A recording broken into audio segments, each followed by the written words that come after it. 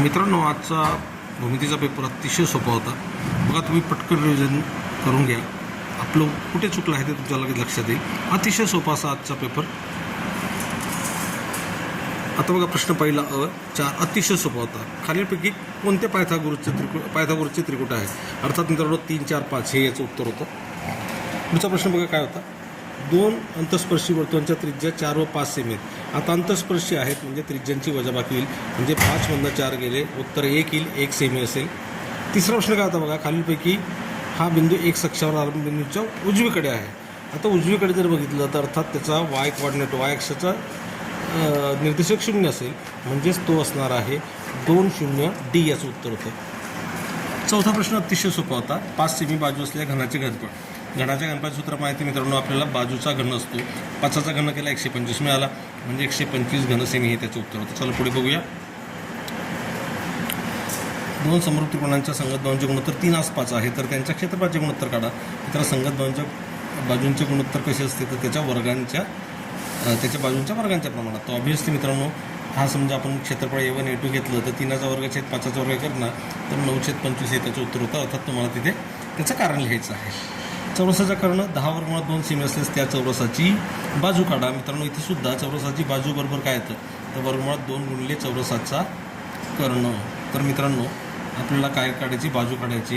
इथे वर्गमुळात 2 गुणिले चौरसाचा कर्ण जो आहे तो दिला आहे 10 वर्गमुळात 2. तर आपल्याला मित्रांनो येईल, अशी दुरुस्ती करून घ्या. चौरसाचा बाजूबरोबर चौरसाचा कर्ण गुणिले 1 छेद वर्गमुळात 2. मग चौरसाचा कर्ण होता 10 वर्गमुळात 2 गुणिले 1 छेद वर्गमुळात 2.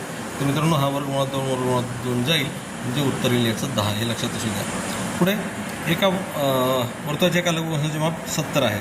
विशालचं काढायचं आहे. विशाल कंसाचे माप काय येणार तर पूर्ण वर्तुळ कंसाचे माप म्हणजे 360 वजा 70 करणार.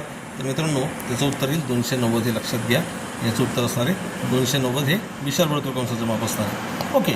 एका रेषेने एक अक्षाच्या धन दिशेने 45 मापाचा कोन तयार केला असेल तर त्या रेषेचा चढ काढा. मित्रांनो, रेषेचा चढ कसा काढतो आपण तर tan θ. थिटा आपल्याला 45 दिला आहे. tan 45 किती असतो 1, म्हणजे त्या रेषेचा चढ आहे 1. मित्रांनो, प्रश्न पहिल्याचे तुमचे 8 मार्क तर फिक्स झालेत, कारण की अतिशय सोपा होता. आता इथे बघा मित्रांनो, ही आपल्याला कृती दिलेली आहे ती सुद्धा अतिशय सोपी आहे. सहज लक्षात येते. PS वर्ग बरोबर PQ गुणिले PR स्पर्शिका छेदिका रेषाखंडाचे प्रमेय. किंमत टाकली फक्त 3.6 गुणिले 3.6 अधिक 6.4 म्हणजे 10 झाले. आणि 3.6ला 10ने गुणलं म्हणजे काय 36. PS वर्ग होता तो. आता त्याचं वर्गमूळ घेऊन टाका. PS बरोबर 6. फक्त या 4 जागा भरायच्या, 2 मार्क तुम्हाला मिळाले असतील. पुढचा प्रश्न मित्रांनो हे अतिशय सगळे पुस्तकातच घेत आहेत. sec θ 25/7 तर tan θ. आपल्याला मित्रांनो नित्य समानता माहिती 1 अधिक tan वर्ग θ बरोबर sec वर्ग θ ते भरायचे. सेकची व्हॅल्यू दिली, फक्त वर्ग करायचा होता. नंतर 25/7चा वर्ग 625/49 मध्ये 1 करायचा होता. 576/49 मिळालं. उत्तर लिहायचं आहे फक्त 576चं वर्गमूळ आणि 49चं वर्ग म्हणजे 24/7. पुढचा प्रश्न बघा मित्रांनो, ही आकृती बघून घ्या तुम्ही.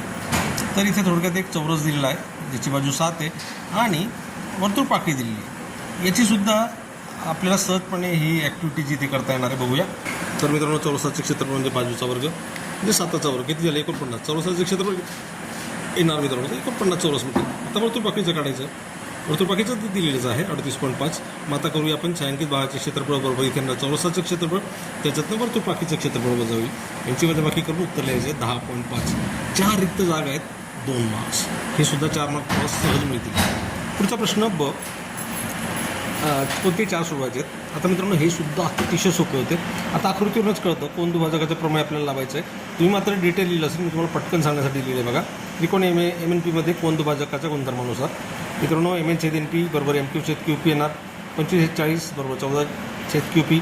यांचं सिम्प्लिफिकेशन जर तुम्ही केलं तर 112/5 म्हणजे 22.4 हे त्याचं उत्तर आहे. पुढचं बघूया. दुसरा प्रश्न काय होता. RST मध्ये S90 T30 RT12 RS व ST काढायचा आहे. मित्रांनो हे दुसरं गणितसुद्धा अतिशय सोपं आहे. जर तुम्ही आकृती काढून घेतली तर अतिशय सोपं होईल. बघा मित्रांनो, हा 30 आहे, हा 90 म्हणजे हा 60 होईल. मग 30/60/90चं प्रमेय लागेल. आता ऑब्व्हियसली 30/60/90चं प्रमेय काय तर 30 कोणासमोरील बाजू RS ही कशी असते तर ही कर्णाची आणि मी असते 1/2 गुणिले कर्ण म्हणजे 12 येतो. शॉर्टमध्ये लिहितो आहे म्हणजे RSची बाजू किती येणार आहे 6 येणार आहे. आणि ही बाजू जी आहे ती STची आहे. ती 60 कोणासमोरील आहे. 60 कोणासमोरील बाजू कशी असते म्हणजे ST ही कशी असते वर्गमुळात 3/2 गुणिले कर्ण आहे 12 म्हणजे मित्रांनो बेसक 12 म्हणजे एस टी येणार आहे 6 वर्गमुळात 3. या पद्धतीने याचं उत्तर होतं मित्रांनो. अर्थात हे मित्रांनो शॉर्टमध्ये लिहिलं आहे तुमचं उत्तर चेक करण्यासाठी. मात्र उत्तर मारा तुम्ही याच पद्धतीने. ओके. पुढचं गणित काय बघा. खालील आकृतीमध्ये जेव्हा एम एन आणि आर एस एकमेकांना बिंदू डीमध्ये छेदतात, जर R D 15, D S 4, M D 8 तर डी एन किती. आता जीवांच्या आंतरविभाजनाचे प्रमेय लावायचे मित्रांनो. एम डी गुणिले डी एन हे कॅल्क्युलेशन केलं तर तुमचं उत्तर मिळतं तुम्हाला 7.5. Okay friends. आता इथे हे तर अतिशय सोपं होतं. P06 Q 1220 दिला आहे. तर या बिंदूंना जोडणाऱ्या रेषाखंडांच्या मध्यबिंदूंचे निर्देशक काढा. मध्यबिंदूंचे निर्देशक काढायचं आहे म्हणजे इथे तुम्हाला सोपा फॉर्म्युला आहे. एक्स दोघांची बेरीज करायची भागिले 2 करायचं. तर त्याचं उत्तर जर बघितलं तर 6 आणि 13 तुम्हाला मिळेल. Okay friends. पुढचं गणित बघूया. काय दिलं आहे बघा. ही सुद्धा 3 मार्कासाठी कृती आहे. काय बघा कृती. हे सुद्धा सहज जमतं मित्रांनो. 2x बरोबर 3bx हे दिलेलं आहे. एक्स बाय 9 आहे. एसीची किंमत करण्याचं खालील कृती पूर्ण करा. आता ही आकृती नीट लक्षात घ्या. सुरुवात करायची आपल्याला. हे जे सोडवले पुढचं गणित सोडवलं आहे मी. त्याच्या आधी मित्रांनो हे बघा एक सिद्ध करायचं होतं आपल्याला. साईन वर्ग थिटा अधिक कॉस वर्ग थिटा बरोबर 1. अतिशय सोपी नित्य समानता. इथं 9वीत पण आपण अभ्यासलेली असते ती टाकली यावर्षी. बघा काय करणार आधी. साईन थिटा मित्रांनो काढून घ्यायचा. साईन थिटा काय असतो. कोणासमोरील बाजू छेद करणं म्हणजे एबीचे देसी. कॉस काय असतं. कोणालागची बाजू छेद करणं. या आकृतीवरनं केलं आहे मी बघा ते. मग त्रिकोण एबीसीमध्ये पायथागोरसच्या प्रमाणानुसार काय मिळेल. एबीचा वर्ग बीसीचा वर्ग बरोबर एसीचा वर्ग. दोघांची बेरीज त्याचा वर्ग येणार. आता याला एसी वर्गने भागून टाका म्हणजे काय मिळेल. एबी छेद एसी वर्ग, बीसी वर्ग छेद एसी वर्ग आणि पुन्हा एसी वर्ग छेद एसी वर्ग. दोन्ही बाजूला काय केलं एसी वर्गने भागायचं होतं. आणि एबी छेद एसी काय होतं मित्रांनो. एबी छेद एसी होता साईन थिटा आणि बीसी छेद एसी होता काय कॉस थिटा. तर त्याची किंमत इथे टाकून दिली. याची किंमत ही टाकली, याची किंमत ही टाकली आणि एसी छेद एसी वर्ग होते कॅन्सल झाला म्हणजे 1 येईल. म्हणजे हे आपलं नित्य समीकरण जे ते सिद्ध झालं. आता पुढचं जे ॲक्टिव्हिटी होती ती प्रश्न तिसरा ए मधली काय होती ती.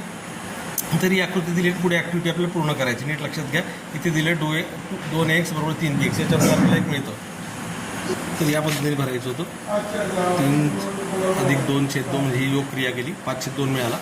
नंतर हे 2 त्रिकोण समरूप होतात कोकोकसूनुसार.